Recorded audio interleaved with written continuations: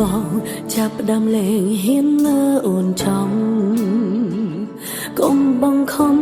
មានរឿងអ្វីនេះយាយត្រង់មកបងចាប់ផ្ដើមប្រែស្ងប់ស្ងាត់មិនដូចគ្រាកន្លងអូនអាចស្មានដឹងថាបងបំរុងចាំងចេញគឺយ៉ាងណាជុំរឿងនោះគឺបងអ្នកជឹងត្រូវឬខំនឹងច្បាស់អូនគ្មានសិទ្ធិសំរញ្ញបើបងយល់ពីអារម្មណ៍អូនពេលនេះតែបន្តិច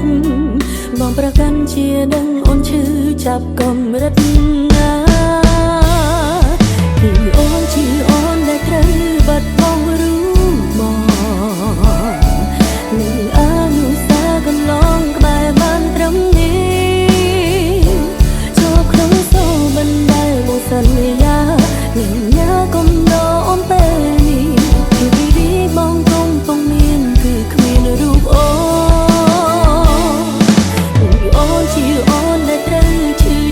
រីងរៃ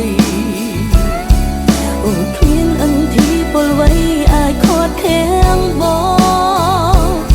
ងថាបងត្រូវការសេរីភាពបងថាចង់ធ្វើតាមបេះដូងអូនបានត្រឹមប្រើពាក្យនឹងលងសម្រាប់ខ្លួនឯង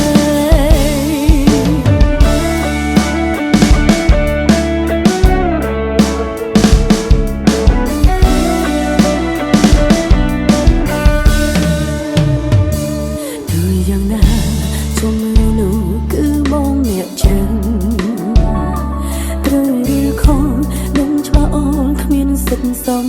រញ្ញបើបងយល់ពីអារម្មណ៍អូនពេលនេះតែបន្តិចបងប្រកាន់ជាដឹងអូនឈឺចាប់កម្រិតណាពីអូនជាអូនដែលត្រូវបាត់បង់รู้មកនឹងអនុសាកន្លងក្បែរបានត្រឹមនេះចូលក្នុងសូបណ្ដែលមកសន្យានឹងញ៉ាកុំដោអូនពេលនេះគឺវិធីបងកំពុងមានគឺគ្មានរូបអូគឺអូនជាអូនដែលត្រូវឈឺចាប់រីងរៃអូនគ្មានអន្ទីពលវ័យអាចខត់ខាំងបងថាបងត្រូវការសេរី